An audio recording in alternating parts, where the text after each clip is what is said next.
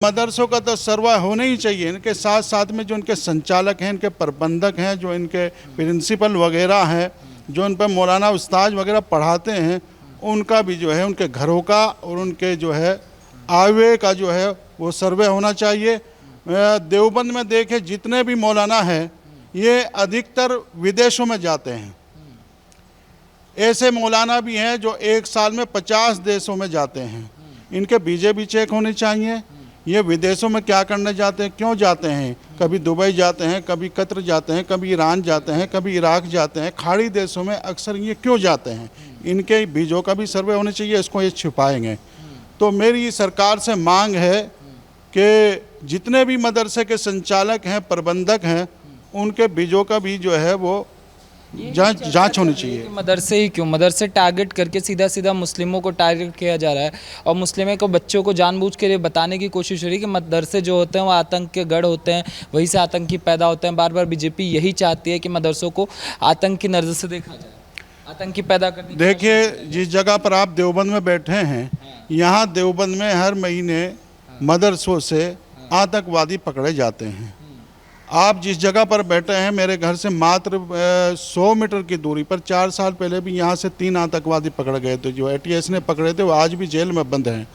तो आतंकवाद का मदरसों से लिंक है और ये इसी में पढ़ते हैं। क्योंकि मदरसों में, सभी मदरसों में तो मैं नहीं कहता, अक्सर मदरसों में कट्टरवाद की पढ़ाई पढ़ाई जाती है। यानी कि कट्टरवाद, फिर अलगावाद, फिर आतंकवादी भी इन्हीं में से उगते हैं, इन्हीं में से निकलते हैं। और मैं तो कहता हूँ उत्तर प्रदेश ही नहीं, पूरे हिंदुस्तान के अंदर जितने मदरसे हैं, चाहे वो बिहार में है, आपके बंगाल में है, राजस्थान में है, कर्नाटक में है, सभी मदरसों की जो है सही तरीके से जांच होनी चाहिए। आप देखें लखीमपुर खीरी जो उत्तर प्रदेश का ज़िला है, उसके बॉर्डर पर अब से 20 साल पहले कोई मदरसे नहीं थे। आज के टाइम में वहाँ पर जहाँ 20 साल पहले मात्र 350 वोट हुआ करते थे मुस्लिमों के, आज वहाँ 16-16 हज़ार, 20-20 हज़ार वोट मुसलमानों के हैं और मदरसे और मस्जिद बड़े हैं। तो एकदम से ये कहाँ से आए हैं? इतने मदरसे नेपाल की बॉर्डर पर लखीमपुर खीरी ज़िले में अक्सर मैंने देखा है, मैंने प्रवास किया है। तो वहाँ गहनता से, गंभीरता से वहाँ जांच होनी चाहिए। ये बहुत ही गंभीर मुद्दा है। मतलब आप कह रहे हैं कि मदरसों के माध्यम से आतंकवाद को कहीं ना कहीं श्रेय देने का कोशिश हो रही है? बिल्कुल हो रही है। आतंकवादी जो भी पकड़ा जाएगा वो कहीं ना कहीं किसी मदरसे से पकड़ा जाएगा। और जितना आतंकवाद अफ़गानिस्तान के अंदर फैला हुआ है, तमाम अफ़गानिस्तान में जितने तालिबानी हैं वो देवबंदी विचारधारा के हैं। आज सरकार भी अफ़गानिस्तान के अंदर देवबंदी विचारधारा के लोगों की है। पाकिस्तान में भी बहुत सारे हैं इस तरह के जो देवबंद से पढ़ के गए हैं और वहाँ उन्होंने मदरसे खोले हैं, तो उनके लिंक भी है आपस में। तो मेरा कहना यही है, सही तरीके से इनका सर्वे होना चाहिए और दूध का दूध, पानी का पानी होना चाहिए। कह रहे हैं मदरसे का ही सर्वे क्यों, गुरुकुल का भी करा लीजिए। शिशु मंदिर जो चलते हैं RSS के, उनको भी करा लेना चाहिए। उनमें क्या दिक्कत है, सबका कराइए। जिन जिन का आपने नाम लिया है, गुरुकुल और ये आपके RSS के जितने भी शिशु मंदिर है, मैं अक्सर ठहरता रहता हूँ। अभी 20 दिन पहले भी मैं हरिद्वार में गुरुकुल कांगड़ी विश्वविद्यालय है उसमें ठहरा था। 2 दिन मेरा प्रवास रहा है वहाँ। तो वहाँ तो ज्ञान दिया जाता है, शिक्षा दी जाती है, वहाँ आतंकवादी पैदा नहीं होते। मैं भी खूब अच्छी तरह छात्राओं से मिला जुला हूँ, वहाँ के टीचरों से मिला हूँ। प्रयागराज में मैं बागम्बरी मठ में रहा हूँ, वहाँ भी पढ़ाई जाती है, संस्कृत पढ़ाई जाती है। तो वहाँ इस तरह का कोई मामला मैंने नहीं देखा है। मैं गोरखपुर में भी योगी आदित्यनाथ जी के मठ में रुका हूँ, वहाँ भी छात्राओं से बात हुई है। उसके अलावा वहाँ पर सरस्वती शिशु मंदिर है गोरखपुर के अंदर, वहाँ भी मैं ठहरा हूँ। मेरा आना जाना वहाँ रहा है चुनाव के दौरान। तो इस तरह का मामला मुझे किसी मठ में, किसी शिशु मंदिर में या किसी गुरुकुल कांगड़ी में नहीं नज़र आया। ये तो सिर्फ ये है खिसियानी बिल्ली खंबा नोचे वो वाला काम है कि इनकी जांच क्यों नहीं हो रही। अरे भाई, जांच तो वही होगी जहां नुक्स होगा। बिल्डोजर भी वहीं चलेगा जहां कोई लिंक मिलेगा।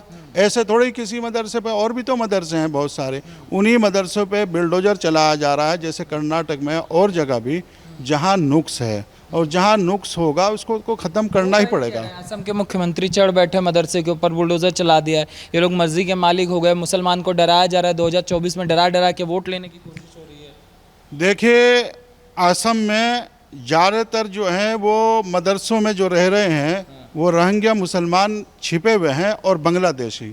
सर्वे अगर वहाँ हो तो बहुत सारे रोहिंग्या मुसलमान और आपके जो है बांग्लादेशी मुसलमान निकल जाएंगे। सर्वे में यहाँ भी कुछ उत्तर प्रदेश में निकल करके आएंगे रोहिंग्या मुसलमान और बांग्लादेशी मुसलमान, जो छिप करके शिक्षा ग्रहण कर रहे हैं आतंकवाद की और अलगाववाद की और कट्टरवाद की।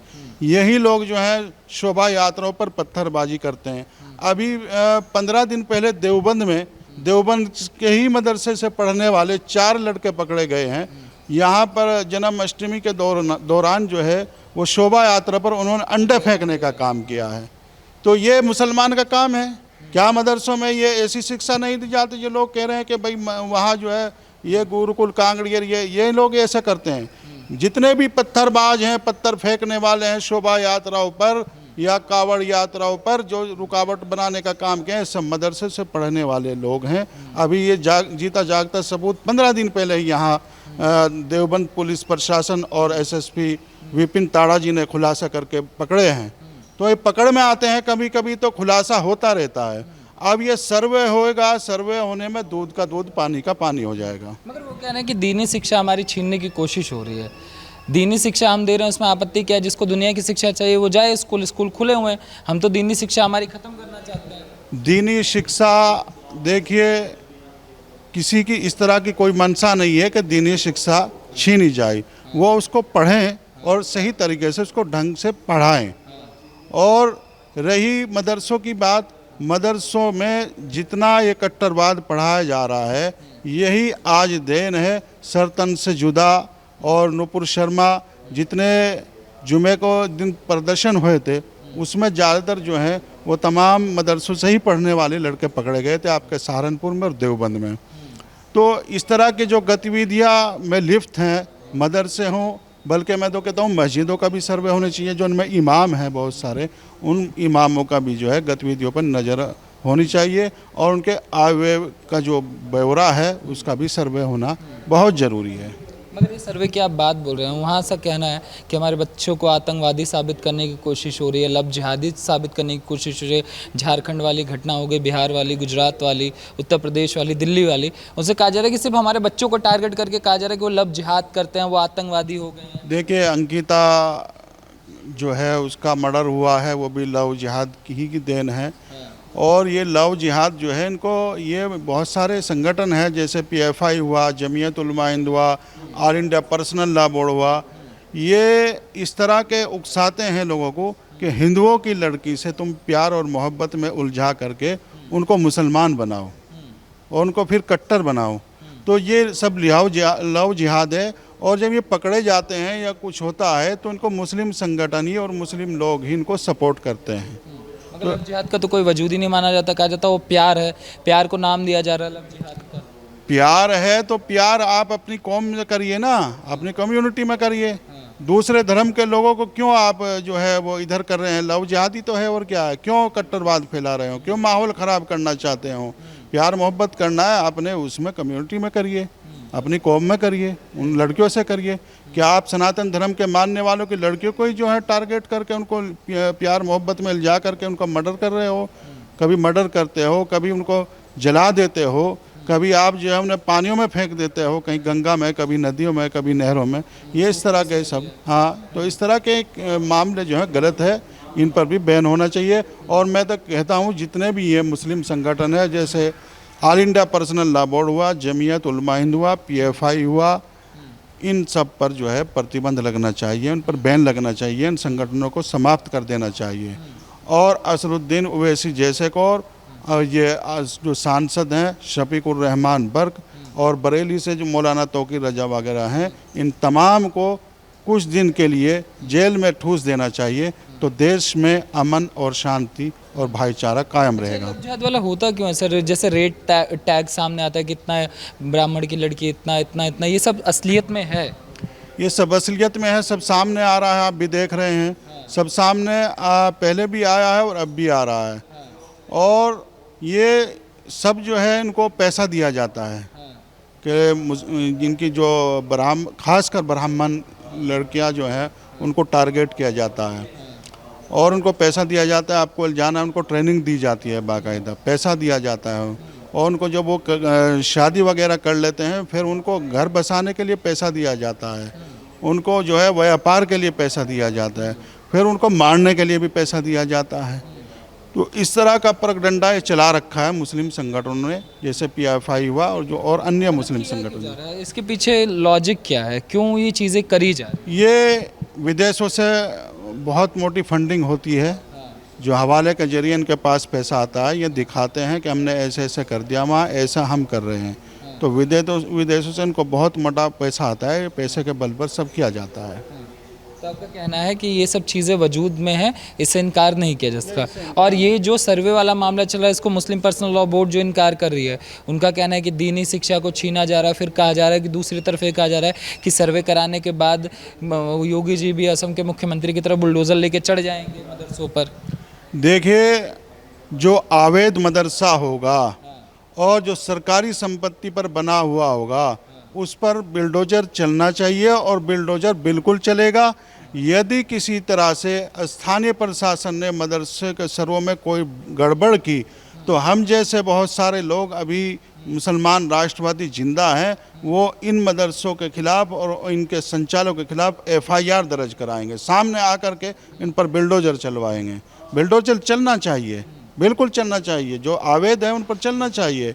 इनके दामन जो है वो दाग से भरे हुए हैं। जितने मौलवी हैं, मौलवी ठीक नहीं है, मौलाना जितने भी हैं सब ये आतंकवाद की पढ़ाई पढ़ाते हैं। इन्होंने जो है अपने घर भर रखे हैं, कौम को जो है भोले भाले मुसलमानों को भटका करके और जो है कौम के नाम पर पैसा चंदा इकट्ठा करके अपने घर भर रखे, अपनी बिल्डिंग खड़ी करके। इनकी तनख्वाह 8,000 रुपये, कोठी 2 करोड़ की, कहाँ से आए इनके पास पैसा? ये तमाम जांच होनी चाहिए।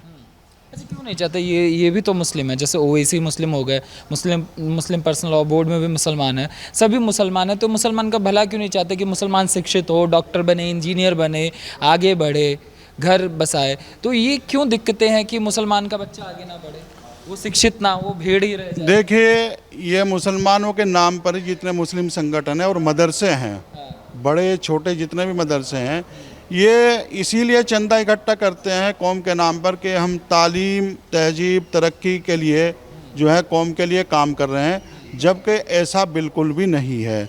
ये कौम को बिल्कुल गुमराह कर रहे हैं। यहाँ आप देवबंद में देखिए, आज तक भी कोई इन्होंने कोई हॉस्पिटल बनाया हो, जबकि गद्दाफी ने 100 बेड के हॉस्पिटल का पैसा दिया था, इन्होंने 1 बेड का भी पैसा जो है वो हॉस्पिटल नहीं बनाया, कोई क्लिनिक भी नहीं ऐसा खोला है। तो ये सब कौम के नाम पर जो है पैसा इकट्ठा करने का काम कर रहे हैं। देवबंद में सबसे ज़्यादा पैसा आ रहा है, जितने मदरसे हैं मेरे ख्याल से सैकड़ों से ज़्यादा, 250 के लगभग देवबंद में ही मदरसे हैं। ये एक गढ़ है देवबंद में, यहीं से संचालन होता है, यहीं से फरमान जारी होता है पूरे हिंदुस्तान के अंदर मदरसों के लिए क्या क्या करना है, क्या नहीं करना है।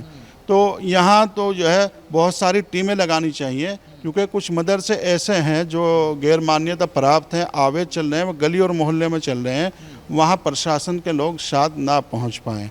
तो इसलिए है बहुत सारी टीम लगानी चाहिए। देवबंद में खास करके ध्यान रखना चाहिए, बल्कि पश्चिमी उत्तर प्रदेश में सबसे ज़्यादा अवैध मदरसे हैं, एक एक ज़िले में हज़ारों की तादाद में है। कह रहे हैं कि जो धार्मिक चंदा आता है उसका प्रयोग मौलवी साहब करते हैं, मदरसों में कहीं नहीं लगता, ना मदरसों में लगता है ना शिक्षा में। मदरसे के नाम पर तो चंदा इकट्ठा कर रहे हैं, मैंने कहा कौम के नाम पर कि हम मुसलमानों को शिक्षावादी बना रहे हैं, तालीम, तहजीब, तरक्की, लेकिन ऐसा नहीं है। अगर सरकार चाहती भी है, माननीय मुख्यमंत्री, माननीय आपके प्रधानमंत्री जी ने, मोदी जी ने 8 साल पहले कहा था कि हम मुसलमानों के हाथ में, एक हाथ में कुरान और एक हाथ में कंप्यूटर यानी कि लैपटॉप देखना चाहते हैं। तो इसका भी इन्होंने विरोध किया। क्यों नहीं स्वागत किया इन्होंने? इनको स्वागत करना चाहिए था आकर के मदरसे को और मौलानाओं को। क्यों? क्योंकि इनका धंधा जो है वो चौपट होता है, इसलिए नहीं करेंगे। जो नई तरीके की चीज़ें दिखी हैं, जैसे आप बहुत दिन बाद हैं, ये जो सर तन से जुदा वाला मामला चलने लगा, चाहे लव जिहाद और ये हो, और एक मामला सर तन से जुदा का भी चला, इस पे आपकी क्या राय है? नुपुर शर्मा वाला मामला चला, फिर टी राजा वाला मामला चलने लगा, ये राजस्थान में घटना, ये सरतन से जुदा मुस्लिम संगठन है PFI, उसने दिया और जमात इस्लामी ने दिया था, और इन्होंने कुछ जगह किया भी है, जैसे राजस्थान में किया है। तो ये एक लोगों को डराते हैं, अमरवती में किया है और महाराष्ट्र में, तो लोगों को डराते हैं इस नारे से, यानी कि एक डरावनी भरी धमकी है, ये जुमला है इनका कि सर तन से जुदा, सर तन से जुदा। और बल्कि आप देखिए ये असदुद्दीन ओवैसी है जो सेकुलर बनने का ढोंग करते हैं। इनके हैदराबाद में इन्होंने बहुत सारे भी पिछले जुम्मे को जो है वहाँ आंदोलन किया, इन्हीं के बंदे थे, सब इन्हीं के जो है वो आदमी थे जो उन्होंने वहाँ खूब हंगामा किया है।